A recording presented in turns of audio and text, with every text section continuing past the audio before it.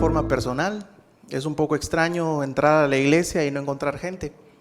Además es bastante extraño tener que hablarle a una cámara y no a personas y a rostros, como estamos acostumbrados, ¿verdad? Así que ojalá en esta transmisión pueda usted reportarse en la página para saber que por lo menos está presente ahí. Envíele saludos a los hermanos también, comparta. Y por lo menos para saludarlo virtualmente, darle un abrazo virtual y usted también participar con nosotros, ¿no? ¿Qué le parece si iniciamos como siempre haciendo una lectura de la palabra del Señor? Por favor, acompáñenme en el Salmo 40. Vamos a estar leyendo juntos esta porción de la palabra del Señor. Salmo 40, desde el versículo 1, vamos a leer todo el capítulo. Y por favor vaya haciendo énfasis en algunos aspectos que vamos a estar considerando. El Salmo 40, versículo 1 dice así: pacientemente esperé a Jehová, y se inclinó a mí, y oyó mi clamor, y me hizo sacar del pozo de la desesperación, del lodo cenagoso. Puso mis pies sobre la peña, y enderezó mis pasos. Puso luego en mi boca cántico nuevo, alabanza a nuestro Dios. Verán esto muchos, y temerán, y confiarán en Jehová. Bienaventurado el hombre que puso en Jehová su confianza, y no mira a los soberbios, ni a los que se desvían tras la mentira. Has aumentado, oh Jehová, Dios mío, tus maravillas y tus pensamientos para con nosotros. No es posible contarlos ante ti. Si yo anunciare y hablare de ellos, no pueden ser enumerados. Sacrificio y ofrenda no te agrada. Has abierto mis oídos, holocausto y expiación no has demandado. Entonces dije, he aquí vengo. En el rollo del libro está escrito de mí: el hacer tu voluntad, Dios mío, me ha agradado, y tu ley está en medio de mi corazón. He anunciado justicia en grande congregación, he aquí, no refrené mis labios, Jehová, tú lo sabes. No encubrí tu justicia dentro de mi corazón, he publicado tu fidelidad y tu salvación, no oculté tu misericordia y tu verdad en grande asamblea. Jehová, no retengas de mí tus misericordias. Tu misericordia y tu verdad me guarden siempre.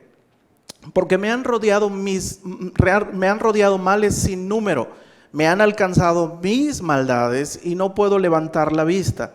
Se han aumentado más que los cabellos de mi cabeza y mi corazón me falla. Quieras, oh Jehová, librarme, Jehová, apresúrate a socorrerme. Sean avergonzados y confundidos aún a los que buscan mi vida para destruirla. Vuelvan atrás y avergüéncense los que mi mal desean.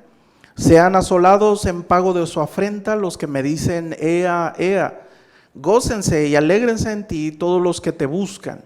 Y digan siempre los que aman tu salvación, Jehová sea enaltecido. Aunque afligido yo y necesitado, Jehová pensará en mí. Mi ayuda y mi libertador eres tú, Dios mío, no te tardes. Por favor, ponga énfasis y subraye los versículos 7 y 8. El versículo 8 dice: hacer tu voluntad, Dios mío, me ha agradado, y en tu ley en medio de mi corazón. El versículo 10 dice: no oculté tu misericordia y tu verdad en grande asamblea. Jehová, no retengas de mí tus misericordias, tu misericordia y tu verdad me guarden siempre. Tenga por favor pendiente esos versículos como referencia por el tema que vamos a mirar hoy. Antes de iniciar, quiero comentarles a los hermanos de Escuela Dominical que vamos a anunciarles próximamente cuál va a ser el procedimiento para terminar este semestre. Mientras algunos de sus maestros van a estar enviándoles recursos para que ustedes estén intercambiando opiniones y recirculando la información que han visto en clase previa. Así que invité hoy a los hermanos de exégesis gráfica para que estén presentes tomando nota, haciendo apuntes, y también a los hermanos, espero que a los hermanos de teología, de Conociendo a Dios, les sirva esta plática, este sermón, para que puedan estar recirculando los temas que están mirando.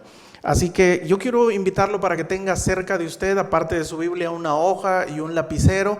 Y si se atreve usted en medio de la plática a hacer una pregunta, puede enviarla por favor a los muchachos que están ayudándonos con la transmisión.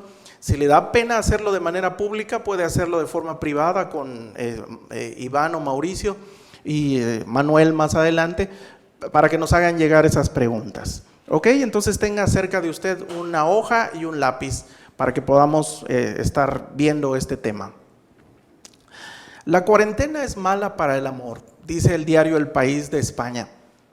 Este encierro y aislamiento, el cambio repentino de agenda a la que nos vimos sometidos todo el mundo, ha tocado fibras muy sensibles en el carácter y el hastío de las personas. Parece que estamos huyendo de un virus exterior cuando en realidad hay un virus peor en el interior nuestro que está causando conflictos familiares, daños colaterales que no tenía considerada la pandemia del coronavirus. El diario Vanguardia también de España señala que hay un récord de divorcios en Wuhan, el epicentro del coronavirus. De tal manera que los juzgados civiles se llenaron de solicitudes de divorcio después de haber levantado la pandemia en China. Las parejas no soportaron estar tanto tiempo juntas que no pudieron resolver sus conflictos y terminaron y derivaron en divorcios. México no es la excepción. Después de casi un mes de estar encerrados, hoy alterno al programa de contingencia en el área de salud, hay un programa de apoyo psicoemocional para los miembros de la familia porque empiezan a ver y a brotar conflictos. Hay un programa de apoyo de no violencia contra la mujer. Hay un programa de trabajo democrático en la familia en donde se obliga a que todos los miembros sean participantes y no solo la mujer haga todo lo que tenga que hacer en casa y el esposo y los hijos no hagan nada. Pero, ¿qué hacen los cristianos en cuarentena? ¿Cómo se comportan los cristianos? ¿Igual que los no creyentes? ¿O hasta peor? ¿Cuál es la voluntad de Dios para nosotros en casa en esta cuarentena? Bueno, el texto que vamos a tomar como referencia hoy nos va a ayudar a encontrar la respuesta. Por favor, igual acompáñenme a su Biblia, Romanos capítulo 12, versículos 1, 2 y 3, aunque vamos a estar considerando todo el capítulo como referencia. Romanos capítulo 12, versículo 1, 2 y 3. Por favor, repórtese si está por ahí, mande saludos a sus demás hermanos y para que podamos también estar pendientes de que están ustedes escuchando. Romanos capítulo 12, versículo 1 dice: así que, hermanos, os ruego por las misericordias de Dios que presentéis vuestros cuerpos en sacrificio vivo, santo, agradable a Dios, que es vuestro culto racional. No os conforméis a este siglo, sino transformaos por medio de la renovación de vuestro entendimiento, para que comprobéis cuál sea la buena voluntad de Dios, agradable y perfecta. Digo pues, por la gracia que me es dada a cada cual que está entre vosotros, que no tenga más alto concepto de sí que el que debe de tener, sino que piense de sí con cordura, conforme a la medida de fe que Dios repartió a cada uno. Como hemos visto en clase de exégesis gráfica, cuando uno se acerca a estudiar un texto y pretende abordarlo desde el aspecto gramatical, es necesario utilizar el método denominado inductivo. Eso quiere decir que cuando usted se acerca a un texto bíblico, tiene que partir de lo simple a lo complejo, de lo particular a lo general. No se hace el estudio inductivo de un texto para aislarlo e interpretarlo de una manera arbitraria. No, sino que el texto se estudia de manera mucho más detallada para encontrar unidades de pensamiento que el autor tenía y unirlas en su relación con los demás, y eso nos va a llevar a la idea y el pensamiento general que el autor tenía. Estas unidades pequeñas de pensamiento en la gramática española, como vimos en alguna ocasión en la escuela y repasamos ahora en el estudio, se denominan oraciones, enunciados o proposiciones. No se asuste, una proposición solamente es una oración que incluye sujeto y predicado y sus complementos. De tal manera que para poder distinguir dónde empieza una oración en la Biblia, podemos encontrar las herramientas que la propia gramática nos da. Una de ellas es encontrar palabras invariables, es decir, palabras que nunca cambian su forma, su morfología a la hora de escribirse. Una de esas palabras invariables son las preposiciones, que unen palabras, una palabra con otra palabra. Otra de las palabras invariables es la conjunción. La conjunción no solo une palabra con palabra, sino une oraciones completas con otra oración completa. Entonces, estas conjunciones también se denominan como conectores. Entonces, vamos a hacer un ejemplo para que usted pueda mirarlo y le sirva a los hermanos de exégesis. Y hago esto como una manera de ayudarle a usted estando en casa, en el énfasis que se ha hecho de estudiar la palabra de Dios en casa, y a veces nos cuesta mucho trabajo entenderla, pero si la abordamos no solo en el aspecto histórico, que es importante, sino en el aspecto gramatical, si es necesario ceñirse y seguir unos pasos para poder encontrarle más significado. Vamos a ver un ejemplo que va a aparecer en su pantalla de los versículos 1 y 2 de Romanos capítulo 12. Lo primero que tenemos que hacer es encontrar las proposiciones que tienen estos versículos. Si nos damos cuenta, el versículo 1 inicia con unas palabras invariables, una conjunción que se denomina así que. Esta es una conjunción del versículo 1. Sin embargo, como esta conjunción conecta con una idea mucho mayor, mucho más compleja, que es lo que vamos a ver más adelante, podemos considerar que el versículo 1 en su totalidad es una oración que incluye sujeto y predicado, y toda esta vamos a encerrarla con un cuadrado o con un rectángulo para que podamos identificar a esta proposición o oración o enunciado. Vamos a darle una nomenclatura cualquiera, la que usted quiera. Vamos a ponerle que esta es el distintivo a, o se llama a esta proposición. Después pasamos al versículo 2 y el conector, les decía yo, nos ayuda a identificar dónde empieza y dónde termina una proposición. Y nos damos cuenta que en el versículo 2 la palabra sino es una conjunción que relaciona dos proposiciones. También encontramos otra proposición en la palabra para. Esas palabras son invariables, no se modifican. De tal manera que ahora que tenemos estas conjunciones podemos darnos cuenta que el versículo 2 tiene tres enunciados, tres proposiciones. Vamos a señalarlas y darles una nomenclatura también. De tal manera que no os conforméis a este siglo, es la primera proposición del versículo 2 y vamos a enumerarla como B1. Ahora, dada la característica que tiene esta proposición, que incluye un verbo de acción, pero está modificada por un adverbio, se llama negativo, en este caso, no os conforméis, esta proposición tiene un carácter negativo. Vamos a señalarlo con un signo de menos. Después nos damos cuenta que la proposición sino contrasta esta proposición negativa con una proposición positiva.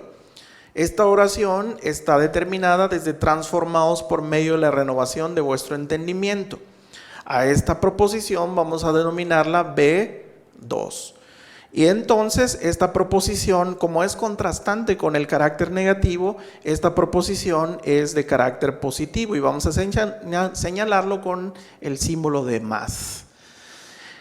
Después nos damos cuenta que la tercera proposición que tenemos en el versículo 3 está posterior a comprobéis, después del para. Para señala el propósito. Deja de hacer esto y haz esto. El para señala el por qué hay que dejar de hacer esto y por qué sí hacer esto. Entonces, vamos a subrayar la tercera proposición. La tercera proposición es comprobar cuál sea la buena voluntad de Dios, agradable y perfecta, y vamos a darle una nomenclatura como B3. Entonces, hemos encontrado que en estos dos versículos tenemos 4 proposiciones que nos ayudan a dividir en unidades pequeñas de pensamiento la idea del autor, y ellas nos van a ir empujando poco a poco en la idea general que el autor está señalando. Ahora, vamos a encontrar que en cada proposición hay un sujeto y un predicado, y el predicado tiene un verbo de acción. Vamos a señalar nosotros con una doble línea cada uno de los verbos de acción que tengamos. Un verbo de acción está reflejado con un propósito, tiene un propósito y tiene un resultado al final.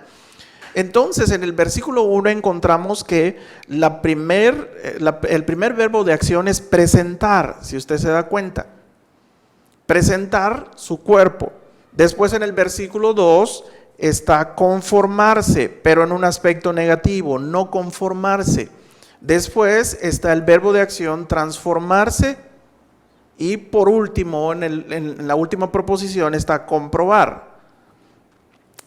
De tal manera que lo que vamos a hacer ahora es escribir en la parte de abajo el verbo de acción. El primer verbo de acción es, que dice cuál es lo primero que aparece ahí en el versículo 1.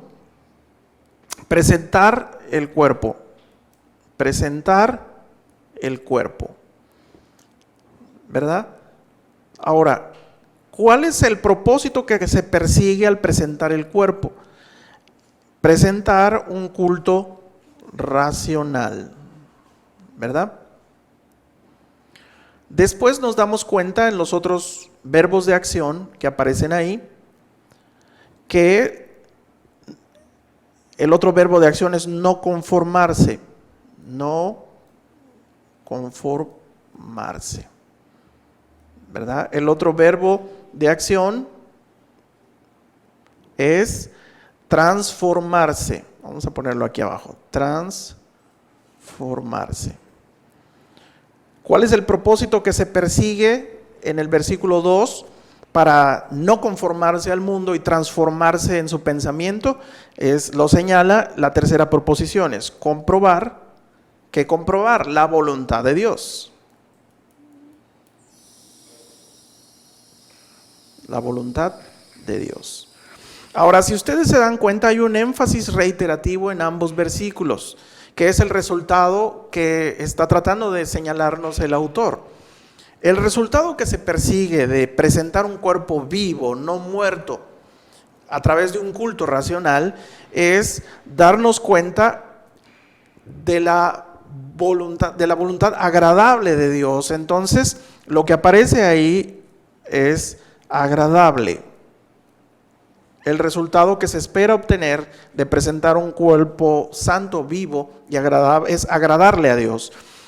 Después, en el versículo 2, nos encontramos otra vez que no conformarse, transformarse para comprobar la voluntad del Señor es poder agradar, agradable y perfecta.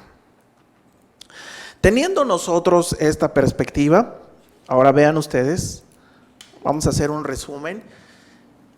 El cuerpo es un instrumento de expresión objetiva, visible de lo que está sucediendo en el interior.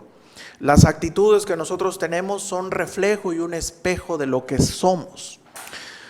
No podemos lograr entender la voluntad de Dios y mucho menos reflejar un carácter como Él si no primero transformamos nuestra mente. ¿Se acuerda el texto del Salmo 40 que vimos, el versículo 8? El hacer tu voluntad, Dios mío, me ha agradado.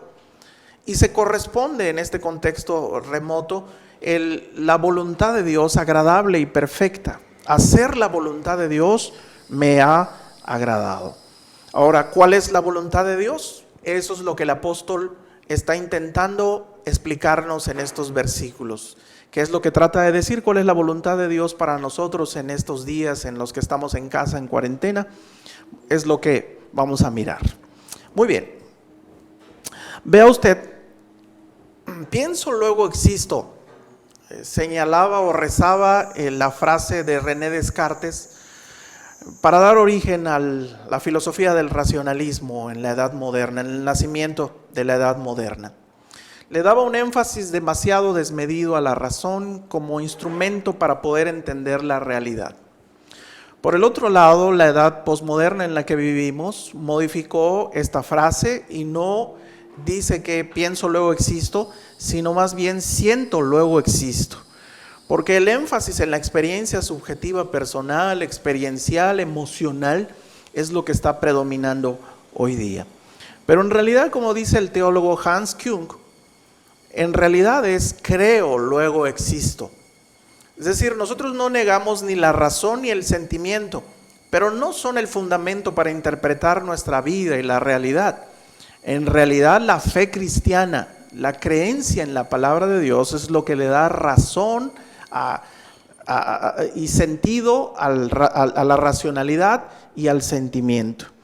¿Qué es más importante? Nos preguntamos entonces ahora. ¿Creer o actuar? ¿Saber o hacer? ¿Qué es más importante? ¿La doctrina o la práctica? ¿Qué es más importante? ¿Será necesario entonces conocer como creyentes la doctrina primero? ¿O es únicamente con el aprendizaje por imitación conductual, aprender a orar por lo que vemos, aprender a ayunar por lo que vemos y lo imitamos suficiente para la vida cristiana? ¿Cómo conocemos que la voluntad de Dios es agradable y perfecta para un momento específico? ¿A través de la doctrina o a través de la experiencia? La conjunción que señalábamos hace ratito, que inicia el versículo 1, así que, por consiguiente, por lo cual, o por eso en traducciones más modernas hoy, indican un inicio de sección. Es un error, como les decía yo, leer versículos aislados de la Escritura, porque nos pueden llevar a interpretaciones erróneas que el autor no quería que nosotros tuviéramos. Por eso, cuando identificamos estas conjunciones, nos ayudan a saber y nos dan una pista importante. Así que parece que inicia una nueva sección. Termina la parte expositiva y empieza la parte exhortativa. Parece que el apóstol Pablo, para los que están acostumbrados y familiarizados en su manera de leer y escribir cartas, el apóstol Pablo tenía un esquema de pensamiento griego cuando siempre empezaba con un prólogo, unos saludos, unas bendiciones, se presentaba a sí mismo, para posteriormente entrar a la parte argumentativa y expositiva.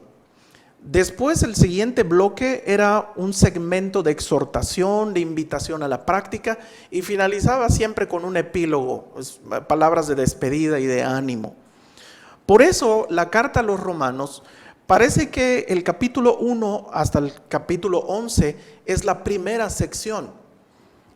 El capítulo 12 al 16 es la siguiente sección, que la conjunción así que está siendo el pivote o el trampolín para poder pasar ahí. El capítulo 1, la primera parte entonces es la exposición, y a partir de los textos que estamos viendo ahora empieza la exhortación. Entonces podemos dividirlo teoría y práctica. Podemos empezar a hablar de doctrina y conducta, de teología y ética. El apóstol parece que antes de dar instrucciones de cómo tenemos que comportarnos, el apóstol está interesado que sepamos lo que debo, lo que necesito saber para posteriormente lo que debo hacer. Entonces, estas divisiones que aparecen en el así que nos invitan a considerar que la teología o toda teología tiene que ser práctica. O toda práctica que nosotros tengamos en nuestro diario vivir debe tener fundamento teológico para que sea cristiano. A veces es un poco difícil entender por qué ahora esta generación intenta dividir o divorciar la teología como fundamento para la práctica. Y le dan un énfasis más a lo que denominan praxis. Y parece chocante la afirmación de que tiene que tener primero la teología y después la ética. Porque estamos viviendo en una época que había denunciado John MacArthur en su libro Avergonzados del Evangelio, denominado como pragmatismo cristiano. Esta época y ética pragmática en la que vivimos y la que desgraciadamente la iglesia pentecostal y neopentecostal y posteriormente emergente han ido adoptando, se han preocupado más por elaborar programas, actividades, eventos, conciertos, convenciones buscando que se realicen tal o cual evento, esperar tal cual respuesta emocional y no preocupados por el énfasis de la enseñanza de las perfecciones de Dios, de los atributos de Dios, y a través de ese conocimiento ser la base para las transformaciones. Hacer ese tipo de prácticas o el pragmatismo cristiano ha derivado en querer formar cristianos que no quieren saber nada de Cristo, cristianos sin Cristo. Entonces, no podemos formar cristianos que crezcan de gloria en gloria, sino personas que son llevadas por todo viento de doctrina, ¿verdad? ¿Cómo es que nuestra conducta refleja qué es a lo que le damos más énfasis? ¿Al saber o al hacer? ¿A la doctrina o a la práctica? Evidentemente nuestras conductas y nuestras actitudes nos delatan. Y parece que la cuarentena es un crisol, es un sartén que saca a relucir lo que tengamos dentro. El ángel o el demonio que a veces podemos estar albergando dentro es lo que sale a relucir en momentos de presión, ¿verdad? No se puede esperar una conducta adecuada del cristiano cuando realmente no tiene una base sólida. Entonces, si bien la doctrina no es Dios, la doctrina apunta a poder experimentar a Dios más profundamente. Parece que inclusive un chiste de mal gusto hablar de teología la primera vez que conocemos a las personas. A veces parece incómodo. Cuando alguien empieza a hablar de teología y su experiencia con Dios en profundidad, lo apartamos, lo queremos enviar al seminario rápidamente. Tú sabes mucho, algo así como mejor vete. Pero en realidad el apóstol Pablo lo que hace en el capítulo 1 al 11, con personas que no conoce, tienen amigos en común, pero nunca ha estado presente en Roma y desea ir a Roma. El apóstol Pablo no es un influencer, no es un youtuber, no es un contador de chistes para congraciarse con sus hermanos de Roma, sino que el apóstol Pablo presenta un abanico de las perfecciones de Dios desde el versículo 1 hasta el 11 para presentar lo que él pretende dejarles a ellos y va un día a visitarlos. Por eso, en este sentido, el énfasis que la conjunción así que nos enseña a nosotros es que primero tenemos que saber para que podamos, en medida que sabemos, responder y hacer ahora por consiguiente. Hermanos, os ruego, así que hermanos, os ruego. Es paradójico, ¿verdad? Afirmar que la teología precede a la ética. Teología primero, luego ética conductual. Todo mundo lo acepta, pero no todo mundo quiere cambiar o quiere tomar esa determinación, ¿verdad? Todos pretendemos conocer o hacer la voluntad más bien de Dios, pero tomando atajos, tomando lugares mucho más rápido, queremos pasar luego a la práctica. Entonces, a veces queremos conocer la voluntad de Dios o escuchar y saber cuál es la voluntad de Dios en medio de la economía, en medio de la situación, pero queremos escuchar la voz de Dios. Queremos, Señor, háblame mientras duermo y dame un sueño. Queremos incluso llegar al extremo de la bibliomancia y utilizar eso como estrategia. Es decir, Señor, quiero conocer tu voluntad, indícame, donde yo abra la palabra, ahí va a ser tu voluntad.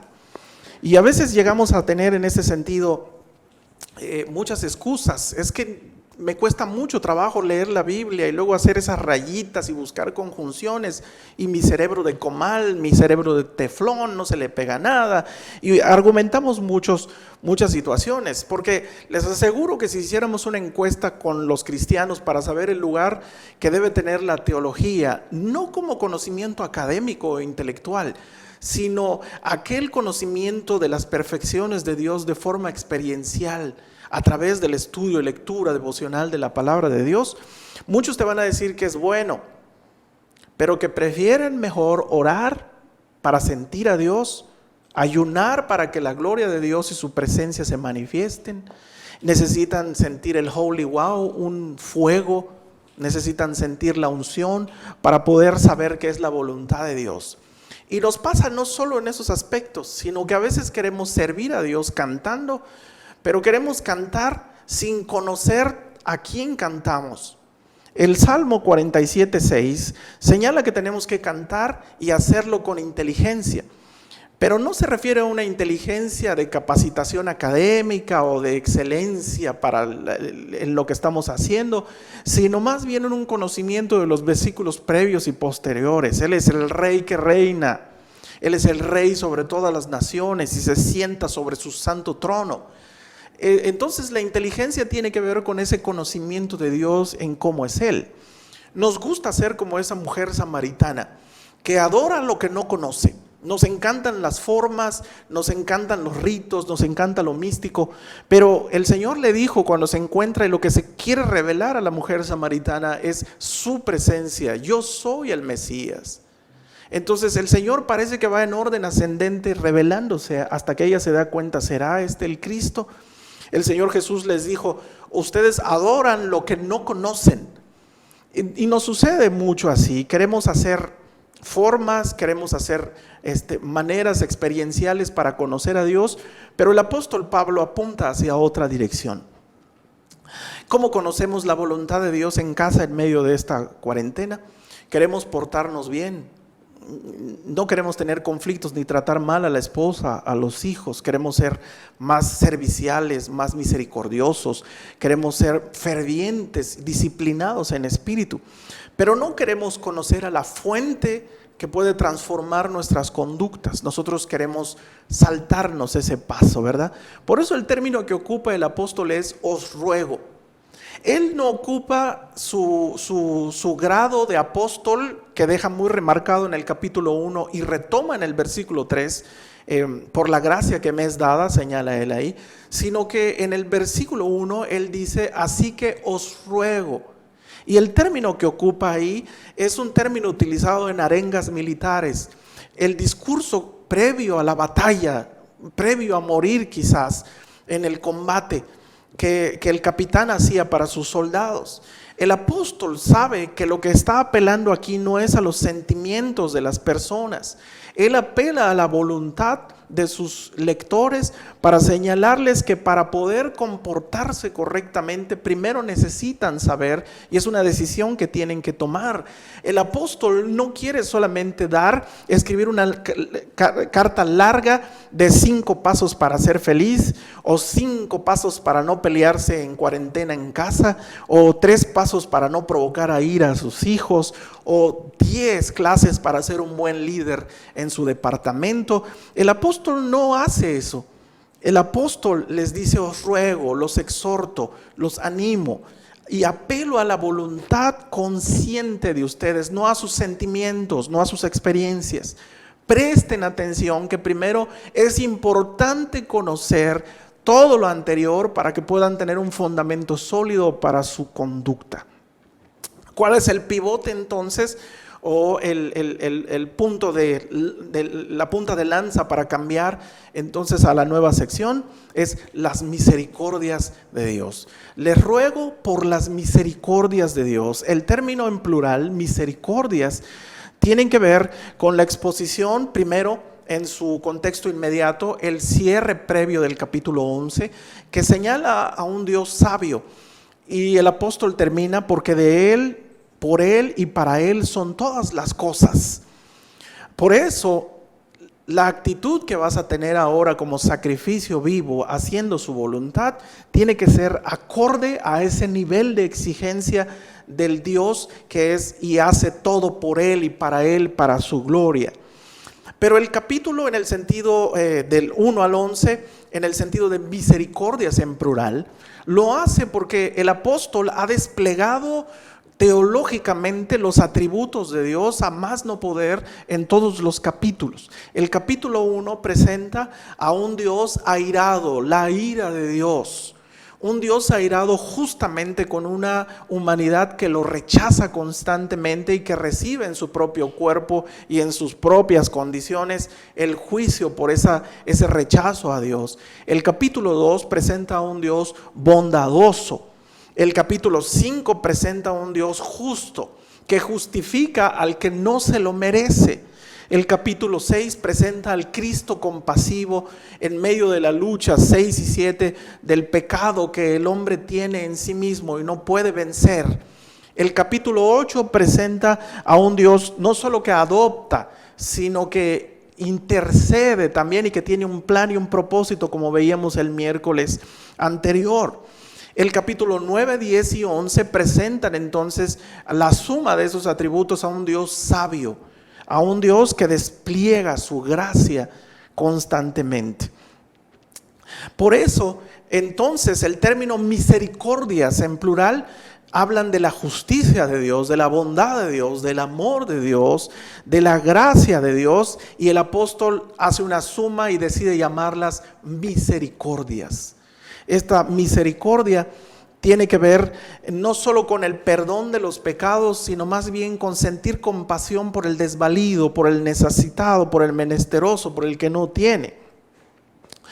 Entonces, el contexto remoto, y entendemos la razón por la cual Jeremías en Lamentaciones dice, por la misericordia de Dios no hemos sido consumidos, porque nunca decayeron sus misericordias, nuevas son cada mañana, grande es tu fidelidad. No se puede vivir entonces, hermanos, una vida de adoración si primero esa vida de adoración no es consecuencia de entender las misericordias de Dios. Por eso el apóstol Pablo en sus cartas es reiterativo al señalar que tenemos que soportarnos unos a otros y perdonarnos unos a otros, así de la misma manera que Cristo hizo con nosotros. Romanos capítulo 15, versículo 7, si quiere usted verlo en casa, Romanos 15, 7, señalan entonces las consecuencias. Vea usted: por tanto, recibíos los unos a los otros, como también Cristo nos recibió, para gloria de Dios. Pues os digo que Cristo Jesús vino a ser siervo de la circuncisión para mostrar la verdad de Dios, para ser visible, para confirmar las promesas hechas a los padres y para que los gentiles glorifiquen a Dios por su misericordia. Su compasión por la humanidad está patente, está visiblemente reflejada en Cristo Jesús. Entonces, las misericordias de Dios son el fundamento que tenemos que preocuparnos por conocer, para que ese sea la ignición, para que tengamos conductas parecidas a las de Él. ¿Cómo manifestamos, así como Dios manifiesta en Cristo su misericordia, nosotros ese conocimiento de las misericordias? El apóstol Pablo dice que por las misericordias de Dios os ruego que presenten vuestros cuerpos. El cuerpo es el medio que manifiesta o transmite las misericordias de Dios. Esa comprensión interior de las misericordias, la compasión de Dios hacia nosotros, es lo que nosotros reflejamos a través del cuerpo. El cuerpo es un siervo maravilloso, pero es un terrible amo, dice William Hendrickson. Cuando el apóstol hace referencia al cuerpo, no se refiere al soma, solamente a la parte física, sino utiliza esa metáfora para hablar de la personalidad entera que incluye mente, cuerpo y espíritu en este sentido. Y utiliza eso porque el cuerpo en su totalidad son la esencia interior del hombre. Proverbios 4:23 habla que tenemos que guardar el corazón porque de él mana la vida. Lo que hay dentro, dijo el Señor en Mateo 15:18, del corazón salen los buenos y las malas intenciones. Entonces Proverbios 23:7 también dice: cuál es su pensamiento, tal es él.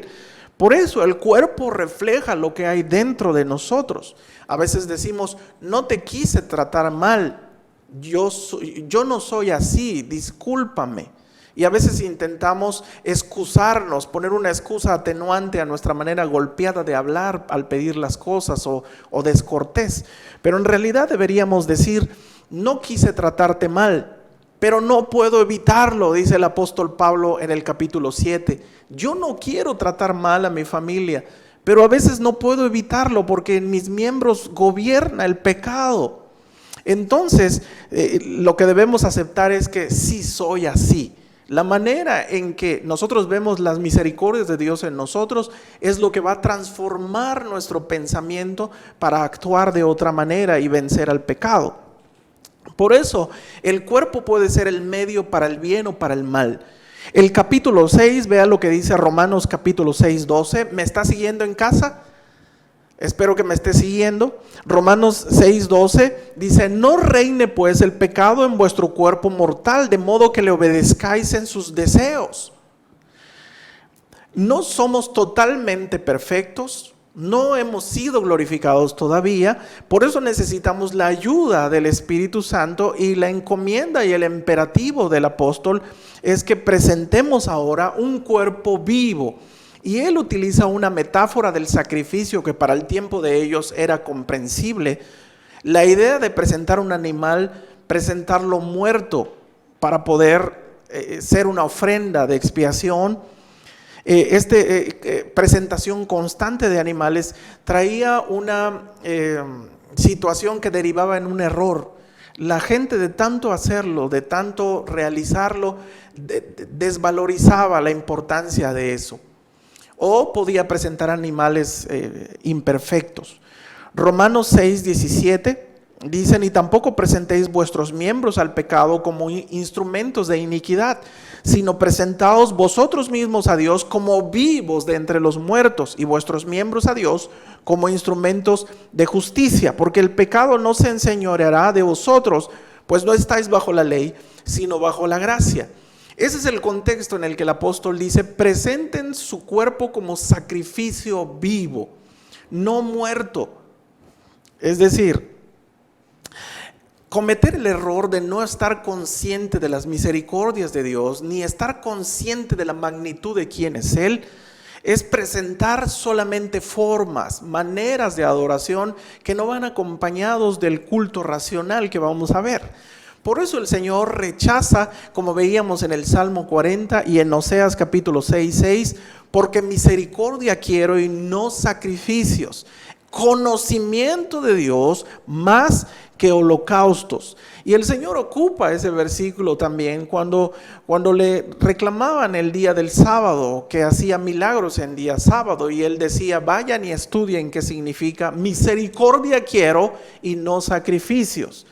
Entonces, la gente en el Antiguo Testamento, la gente en la época del Señor, presentaba actos, formas, levantaba las manos, decía que era cristiana, pero no la presentaban con un corazón consciente, limpio, puro, vivo. No entendían que el sacrificio que presentaban era desagradable a Dios, no agradable.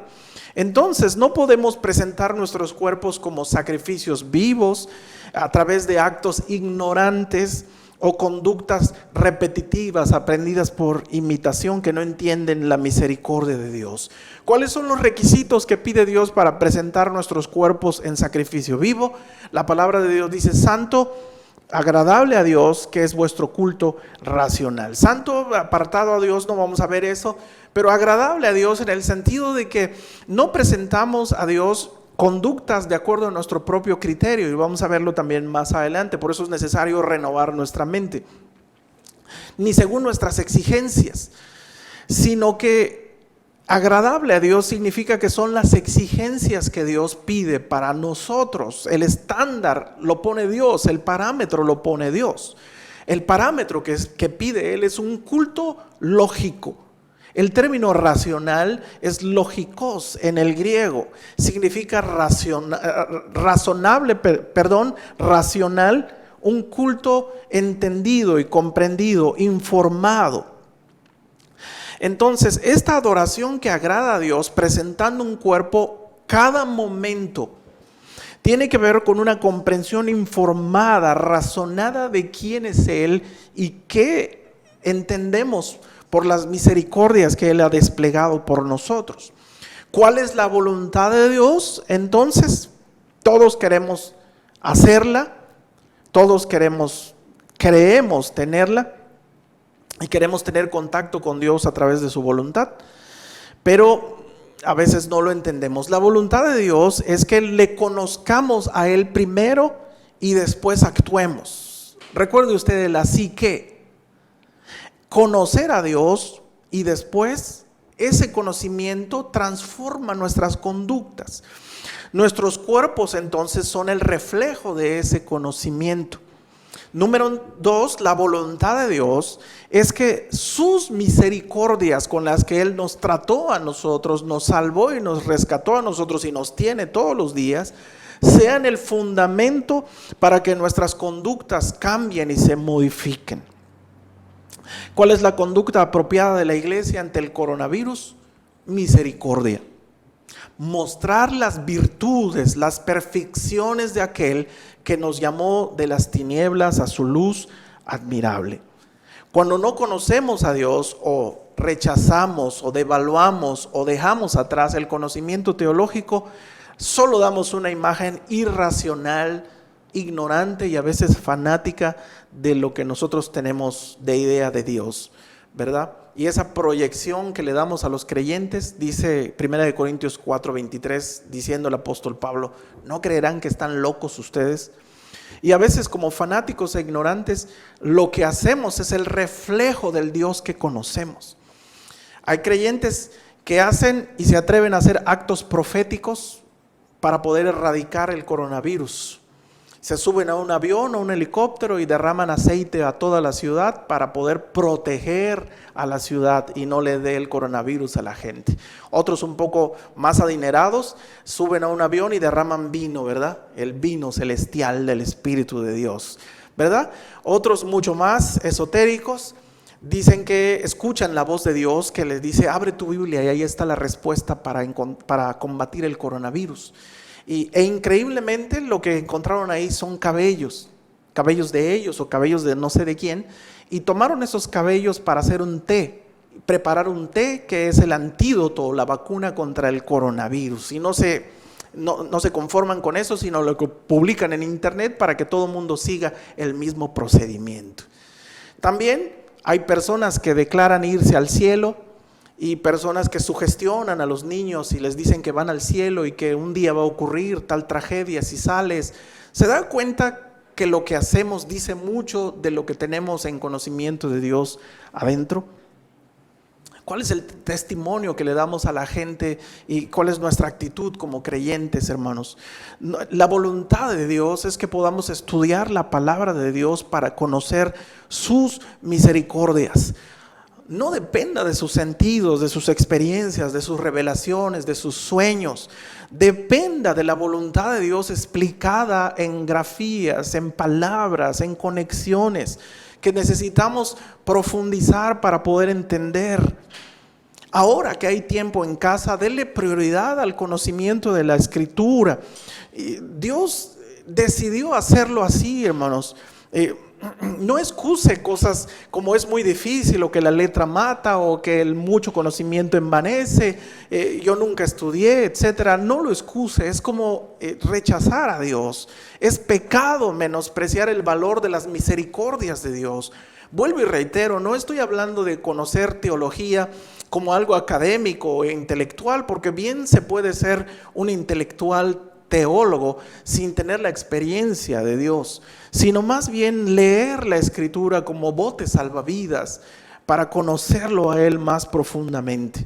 La adoración lógica entonces que pide el versículo 1 es que tiene que reflejarse cada segundo de nuestra vida. No solamente el domingo, como cuando veníamos a las 5 de la tarde y vendremos posteriormente si Dios quiere. No solo en las palabras cristianoides que nos aprendemos por imitación a veces. Eso no nos hace ser cristianos. Servimos a Dios cada segundo y somos cristianos por nuestro conocimiento profundo que tenemos de Él. Un conocimiento, una adoración informada de teología. Esa información se manifiesta en nuestro cuerpo. Cuando comemos, hermanos, manifestamos y hacemos la voluntad de Dios como sacrificio vivo. No nos quejamos por lo que tenemos en casa hoy día, en medio de la carencia, ¿verdad? Jóvenes, no se quejen si en su mesa no hay pizza todos los días y solamente hay arroz y otra vez lo mismo. No, con tus actitudes demuestras que la comida es misericordia y providencia de Dios hasta el día de hoy. Cuando conversamos en el WhatsApp, en el grupo de miembros, nosotros hacemos la voluntad de Dios. lo que tenemos dentro lo manifestamos en nuestras palabras, ¿verdad? Ese carácter misericordioso, bondadoso de Dios es el que nosotros reflejamos. Cuando un hermano se equivoca enviando un mensaje, no nos ofendemos, no actuamos arrogantemente, no nos ofendemos, no nos enojamos. Y de repente aparece el mensaje: Lázaro ha salido del grupo, ¿verdad? Porque me molestó lo que dijo fulano. Lo que hacemos refleja el conocimiento que yo tengo de Dios. Entonces saltamos rápidamente, espero que todavía esté acompañándome ahí con sus apuntes. Cuando cambiamos nuestra forma de pensar, cambiamos nuestra forma de ser y de vivir. Esto no es programación neurolingüística, por supuesto, no es inteligencia emocional, no tiene que ver con argumentación del liderazgo actual, no, porque no es algo que surge de nosotros y que nos propongamos nosotros poder hacer. Es una transformación hecha por Dios, pero esta se inicia de adentro hacia afuera. Y lo que señala el apóstol aquí es el énfasis reiterado en conocer a través de la mente. Por eso en las dos proposiciones que miramos del versículo 2 primero, es no se conformen. El apóstol primero señala lo que no debemos hacer. No se conformen, schematizo o esquematizo, de donde proviene la palabra esquema. Esta forma parecida a, amoldarse a, está señalando el apóstol: no se conformen a este siglo. Siempre han existido estas dos formas antagónicas de ver la realidad y actuar en consecuencia. Aquella que trata de ignorar a Dios, que es la que el apóstol señala, el presente siglo o el mundo, y aquella que tiene que ver con la voluntad de Dios. El siglo presente tiene que ver con un sistema sin Dios, ajenos del pensamiento de que Dios obró en misericordia para darnos inclusive el aire que respiramos. Y no vamos a hacer un estudio histórico de cuál es el concepto el siglo primero con relación a la cultura, la música, los hábitos, las diversiones que tenían, porque evidentemente todas esas cosas cambian y han cambiado con el tiempo, pero hay algo que nunca ha cambiado con el tiempo, y lo que no ha cambiado con el tiempo es el corazón pecaminoso del hombre, ese deseo de independizarse, de no considerar a Dios en sus cosas. ¿Cuál es la conducta hoy de los no creyentes ante esta crisis? ¿Cuál es el ideal de felicidad de ellos? ¿Qué hace la familia no creyente en cuarentena? ¿En qué ocupa su tiempo? En este caso, ¿cuál es la diversión que ellos ocupan en este tiempo para poder pasar la cuarentena? Hoy buscan agarrarse de cualquier cosa y buscan consejos e ideas para la cuarentena. Consejos para los padres separados y vean a sus hijos en cuarentena. ¿Dónde están los adolescentes en cuarentena? Ideas no tecnológicas para adultos en la cuarentena. Jugar y aprender con la tecnología. La gente sigue y piensa que eso es lo correcto. Entonces nosotros estamos en el mundo, pero no somos del mundo. Entonces el apóstol dice: no esquematicen su manera de pensar, sino lo que tienen que hacer ahora es transformarse. Esta transformación implica, en su sentido etimológico, un movimiento constante. Lo que el apóstol está señalando es: no te quedes parado, sino muévete hacia una transformación de tu mente. Solo el transformador de mente es capaz de comprender la voluntad de Dios. Ahora, quiero que entendamos una situación. Esta renovación de la mente, primero, es un proceso. Recuerdo una predicación que me tocó compartir con ustedes un domingo que se llama Mentiras que los cristianos creen. Juan capítulo 13, 17, después de la cena, Santa Cena que instituyó el Señor, le dijo a sus discípulos: si sabéis estas cosas, bienaventurados son si las hacen. Una cosa es saber y otra cosa es hacer.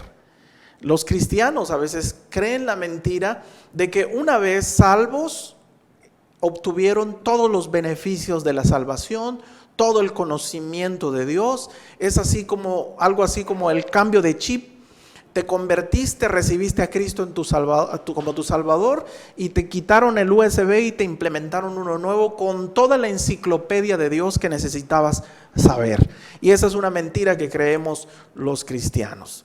Pero no es así. Lo que ocurrió ahí fue la regeneración, un regénesis. Ya no somos esclavos tendientes a buscar el mal, sino ahora el Espíritu Santo conduce nuestra vida. Y hasta el día de hoy esperamos la glorificación de nuestro cuerpo, que ya no cometerá pecado. Pero no somos perfectos. Por eso entramos en un proceso de santificación, un proceso de transformación de nuestra mente. Dios empezó este proceso que dura toda la vida. Entonces, lo que tenemos que hacer nosotros es alimentar y renovar nuestra mente con las misericordias, las perfecciones de Dios. La gente hoy día se amolda al pensamiento en boga, el pensamiento de este siglo presente, de la era en turno. Pero ¿con qué alimentamos y renovamos nuestra mente los cristianos? Si de las 24 horas por 7 días que tenemos los cristianos, gastamos a veces entre 40 y 50 horas de trabajo semanal, de eso gastamos 50 o 60 horas en sueño, a veces más, y el restante de horas a la semana lo ocupamos para cosas de casa, diversión, gustos personales, aficiones, etcétera. Y la mayoría de la gente es lo que comúnmente hace. Si alimentamos nuestra mente y nos esquematizamos al pensamiento actual, llenamos nuestra mente con la televisión, con las redes sociales, con el Netflix, con la música secular, con libros que no tienen nada que ver con el conocimiento de Dios. ¿Cómo es posible que querramos tener conductas cristianas si lo único que tenemos dentro es pura comida chatarra que va a reflejar un comportamiento y un carácter equivocado? Después tenemos que darnos cuenta que este proceso de renovación de la mente es un proceso que sucede en el interior. No empieza de adentro hacia afuera, no empieza de afuera hacia adentro, sino de adentro hacia afuera. Es un proceso interno. Entonces, las leyes pueden ser productivas, como en el caso de Romanos 7. La ley es santa y justa, pero la ley solo me hace ver que no puedo cumplirla. Entonces, la ley puede ser punitiva, puede castigar, puede sancionar, pero aún así no transformar el interior de la persona, no doblega la convicción o el orgullo de una persona. El conductismo, el constructivismo, inteligencia emocional y múltiples, aprendizaje social. A veces intentamos corregir a nuestros hijos en casa en medio de esta pandemia a través de todos estos métodos. Estamos preocupados por cambiarlos en el exterior, que sean corteses, que tengan este hábito, que tengan esto otro, y no estamos preocupados por pastorear su corazón y darnos cuenta que lo que necesitan ellos darse cuenta es que conozcan las misericordias de Dios. ¿Cuál es el propósito de esta transformación? Para el apóstol es comprobar, en otras traducciones, experimentar la voluntad de Dios, aprobar la voluntad de Dios. Es decir, que podamos crecer, como dice en Efesios, hasta un varón perfecto. Y 1 Corintios 3, llegar a ser maestros, que sean capaces de aprobar si lo que están haciendo es la voluntad de Dios. No mi voluntad, sino la voluntad de Dios. Solo la mente renovada, nueva, la mente que constantemente está conociendo a Dios es capaz de comprobar si es la voluntad de Dios lo que está sucediendo. ¿Por qué es necesario comprobar o aprobar la voluntad de Dios? Porque podemos cometer el error de pensar que el parámetro para saber la voluntad de Dios somos nosotros mismos. A veces podemos pensar, pues los cristianos somos diferentes a la gente que no es creyente, y observar cómo se visten, observar cómo actúan, observar cómo hablan, para que nosotros hagamos todo lo opuesto. Pero en realidad ese es un error. El parámetro no es lo que yo pienso, porque si ellos se visten deshonestamente, entonces yo me voy a vestir de otra manera, ¿verdad? Pero no es así. En realidad el parámetro son las misericordias de Dios. ¿Qué tanto la gente tiene en consideración que lo que hace, come, bebe, habla, escucha, lee, tiene que ver con Dios y sus misericordias? Entonces el parámetro para comprobar la voluntad de Dios es su misericordia, su palabra, no nuestro punto de vista. Por eso dice que es comprobar la voluntad de Dios, que es agradable a Él y perfecta. Miqueas 6:8 dice: oh hombre, Él te ha declarado lo que es bueno. ¿Y qué pide Jehová de ti? Solamente hacer justicia y amar misericordia y humillarte ante tu Dios. ¿Cuántos problemas tenemos en casa por no renovar nuestros pensamientos y tener en mente las misericordias de Dios como fundamento para nuestras actitudes? Y quiero que vean esto en sus pantallas. Todo el capítulo 12 de Romanos nos hacen dar una idea de por qué el apóstol quiere dejar fundamentadas las misericordias de Dios como base para nuestras conductas. Porque si usted se da cuenta, los versículos 1 y 2 incluyen la actitud que nosotros tenemos que tener ante Dios. Versículos 1 y 2. Pero del versículo 3 al versículo 13, y vamos a subrayarlo, al versículo 16, podemos encontrar cuál es la actitud en base a las misericordias de Dios que debe tener el creyente con la iglesia o con otros creyentes, incluyendo su familia.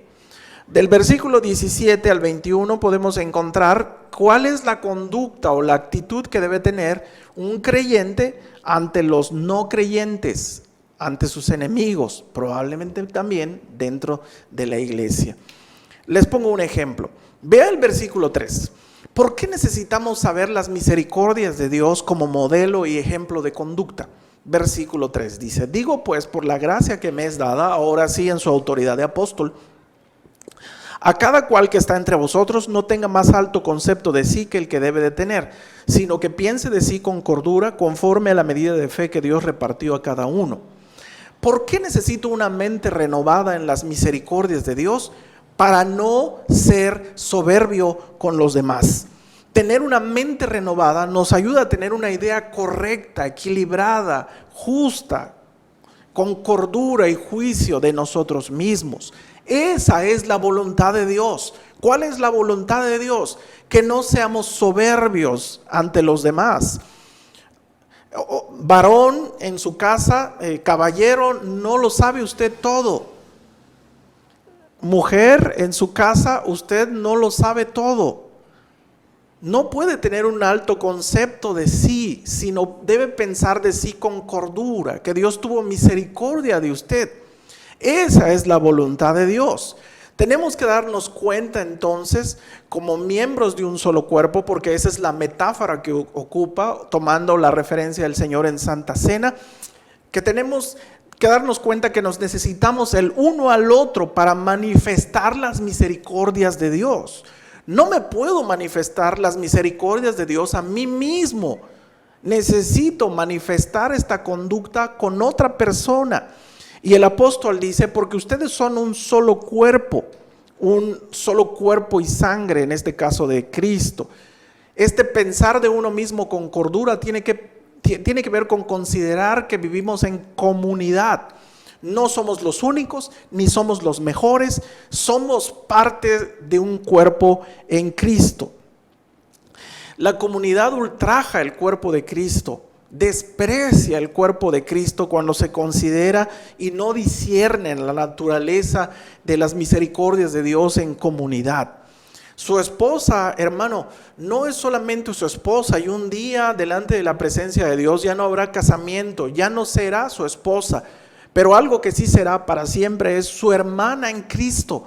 Por eso, hermano, trato a su esposa no solo porque es su esposa, sino porque también es miembro del cuerpo de Cristo. Ella Tiene usted que preferirla a ella, tiene que amarla, tiene que servirla y tiene que tener misericordia de ella. Esa es la voluntad de Dios. A veces se preguntan en el conflicto los matrimonios, ¿cuál es tu voluntad, Señor? Si nos separamos o nos quedamos. No, la voluntad de Dios es que trátela usted, hombre, y usted, mujer, trate a su esposo con misericordia. Trátela bondadosamente. Ahora, ¿cómo tenemos que tratar a nuestros hijos en esta época de cuarentena cuando parece que ya el hastío les ganó y ya no los soportamos y parecen demonios encerrados que se parecen a? No los trate así. Ellos son sus hermanos menores en Cristo. Téngales compasión a ellos. Esa es la voluntad de Dios. Ser transformado entonces ocurre de acuerdo a la mente de Cristo, ocurre en comunidad, dice el versículo 5b. No existe una transformación de mente solitaria fuera de la iglesia. Su familia, sus amigos de la iglesia, la propia iglesia, hermanos, sirve para transformar nuestra mente. Evitar el conflicto, evitar la cercanía y la relación, el aislamiento cuando estamos enojados, no ayuda. ¿A dónde se va usted cuando pelea ahora que no puede salir con su esposa, con su hijo? Uno se va a la recámara, el otro a la sala, ¿verdad? La voluntad de Dios es que la iglesia pueda existir para transformarse unos a otros. La iglesia es su esposa, la iglesia son sus hijos y son creyentes en Dios. Debemos participar en la iglesia para ayudarnos a transformarnos y crecer. No puedo renovar mi mente sin la ayuda de los demás, sin su predicación, sin su enseñanza, su consejo. Por eso no existe la iglesia virtual. Necesitamos a la iglesia para que en medio de los conflictos, en medio de las reconciliaciones, podamos transformar nuestra mente. ¿Y dónde está Chendo para que escuche esto? ¿Está conectado, Chendo? Manifiéstate, Chendo. Es broma. La iglesia entonces de Cristo incluye a su esposa y sus hijos, en donde nosotros aprendemos, según los versículos adelante, es a amar sin fingimiento, aborrecer lo malo, no devolver mal por mal, y teniendo, dice el versículo 8, misericordia con alegría. Haciendo un resumen, hermanos, para terminar, la voluntad de Dios no se puede conocer si no lo conocemos a Él. Nos comportamos a veces mal en casa, no porque sepamos mucho de Dios o porque estemos muy ungidos. Nos comportamos mal porque no conocemos lo suficiente de sus misericordias. Habemos muchos cristianos que queremos parecernos a Dios, pero no conocer su voluntad a través de su palabra. Y menospreciamos la primacía, la urgencia, la necesidad del estudio de su palabra. Queremos hacer, pero no queremos conocer primero al Señor. El cristianismo entonces tiene fundamentos, hermanos. Ese os ruego tiene que ver con estar cimentado sobre ese fundamento teológico de las perfecciones de Dios y lo que Él ha hecho por nosotros. Hermanos, no abaratemos el cristianismo queriendo pasar de la práctica sin pasar por el conocimiento de Dios, ¿verdad? Nunca considere un desperdicio el estudiar la palabra de Dios en profundidad. Por eso me di a la tarea, no crea por otra cosa, aparte de las clases de escuela dominical, para que les sirva con un método, cómo estudiar la escritura ahora que está en su casa, ¿verdad? No se puede lograr una transformación de hábitos, idiosincrasias, conductas, carácter, gustos, que a veces son contrarios a la palabra de Dios, si no pasan a través del fundamento teológico. Por eso, hermanos, no actúe como si no tuviera un fundamento en su vida de adoración todos los días, sino haga de su vida un culto racional lógico. No haga entonces lo mismo que la gente hace en cuarentena. No resuelva sus conflictos familiares, conyugales, a través de la ayuda psicológica que el gobierno ofrece, o a través de los lineamientos del mundo, o buscando cómo no aburrirse en casa, y no busque esas 5 maneras para entretenerse. No vea Netflix o se refugie en las redes sociales como si fuera lo último que existe, sino que dedíquese a renovar su entendimiento y llenar su mente con la palabra de Dios. Después, hermanos, tenemos que fundamentar estas actitudes nuestras con las misericordias de Dios. La gente quiere amar a su prójimo primero y después a Dios, pero no se da cuenta, como dice Martin Lloyd-Jones, que el mandamiento es al revés. El gran mandamiento que el Señor respondió al escriba que lo cuestionó es: amarás al Señor tu Dios con todo tu corazón, y con toda tu mente y con toda tu fuerza, y a tu prójimo como a ti mismo. El orden y la lógica es: primero ama a Dios, primero conoce a Dios, y solo así podrás amar correctamente a tu prójimo. A veces pretendemos amar a los cercanos nuestros, a los que nos caen bien, pero no conociendo a Dios, y eso es imperfecto. Edificamos entonces nuestra vida sobre la misericordia de Dios. Romanos 12 entonces llegará a ser una realidad en nuestra vida. Vea lo que dice el versículo 8 en la preposición última, ve: el que hace misericordia con alegría. Por eso el apóstol está apurado para que conozcamos las misericordias. Vea usted, el amor sea sin fingimiento. Y esto es sorprendente. ¿Puede haber un amor hipócrita entre esposos? ¿Puede haber un amor fingido en la iglesia? En realidad es que sí. Cuando se desconocen las misericordias de Dios y cómo nos ha tratado, amamos imperfectamente a los nuestros. Bendecir a Dios en medio de la cuarentena. Parece que todo mundo exacerba o llega al límite de su carácter, porque a veces pasarse el límite del estacionamiento con el vecino parece provocarlo, y el vecino sale a reclamar, y los vecinos piensan que es fiesta y están de vacaciones y hacen música fuerte 2-3 días. ¿Y cuál es el testimonio que nosotros hacemos ahí? Misericordia, comprensión, no devolver mal por mal. Espero que ninguno de los cristianos sea de los que llaman al 911 para que vengan a callar a esos locos, porque todo el mundo se va a enterar que es el vecino de la casa 15 el que dice que es cristiano, el soplón, el que lo acusó, ¿verdad? Pero nosotros no actuamos así. Qué pena que a veces los cristianos no conocemos a Dios. Aunque déjeme decirle que la misericordia no es débil, porque aborrece lo malo y ama lo bueno. Pero eso es harina de otro costal y motivo para otra plática que posteriormente, si ustedes nos permiten y Dios nos da vida, vamos a mirar. Pero ahora, para finalizar, regresemos al Salmo 40, versículo 7. ¿Quiere usted acompañarme? ¿Se acuerda del texto con el que iniciamos? Versículo 7. Entonces dije: he aquí vengo, en el rollo del libro está escrito de mí: el hacer tu voluntad, Dios mío, me ha agradado, y tu ley está en medio de mi corazón. Vea el versículo 10. No encubrí tu justicia dentro de mi corazón. Es el resultado de guardar tu palabra y buscar tu voluntad. He publicado tu fidelidad y tu salvación. No oculté tu misericordia y tu verdad en grande asamblea. Y pide el salmista: Jehová, no retengas tus misericordias. Tu misericordia y tu verdad me guarden siempre. Entonces que esta tarde, hermanos, para su devocional en casa, le sirva esta palabra para que usted pueda reconfortarse en la voluntad de Dios. Su voluntad es que podamos conocerle más disciplinadamente y con más ahínco, para poder ser verdaderos adoradores. Pero también conocer sus misericordias, para que a través de esa compasión, para que tener esas misericordias para los cercanos en la familia, evitar todo tipo de conflictos. Así como está en casa, por favor, si tiene la bondad de inclinar su rostro y vamos a dar gracias a Dios. Tu misericordia, Señor, es incomprensible, como cantamos en algunas ocasiones, y no entendemos a veces lo que decimos.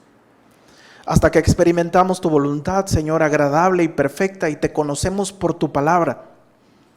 Ese conocimiento de tu carácter, Señor, empieza a iniciar una nueva vida en nosotros, esa gloria en gloria, transformados a tu imagen. Y esperamos que esa transformación no pare, Señor, hasta que seamos como una luz de aurora y esa luz del día, Señor, y despertar a tu semejanza, como dice el Salmo 15. Perdónanos, Señor, por querer comportarnos bien, hacer sin saber de ti. Perdónanos en casa porque la presión y el estrés por el dinero, la presión, Señor, por la compañía, ha devenido en pleitos que nos hacen comportarnos igual o peor que los que no te conocen a ti. Queremos ocupar el tiempo, Señor, para conocerte ahora que tú nos permites poder ministrar a nuestra familia y estar juntos. Quiero parecerme a tu misericordia, Señor, para reflejárselo a mi esposa y a mi hija, a mis hermanos, a mi jefe en el trabajo, a mis amigos. Señor, y en el nombre del rostro de la misericordia que se llama Jesucristo, Señor, queremos acercarnos a ti para que transformes nuestra vida. Recibe la gloria y recibe la honra, Señor, desde nuestro corazón. Bendito sea tu nombre. Queremos invitarlos para el sábado en la reunión de las 6 de la tarde con los jóvenes. Por favor, esté pendiente en ese sentido. Y el domingo en la transmisión del culto general con nuestro pastor. Así que Dios me lo bendiga. Dese un abrazo virtual y Dios me los bendiga. Hasta luego.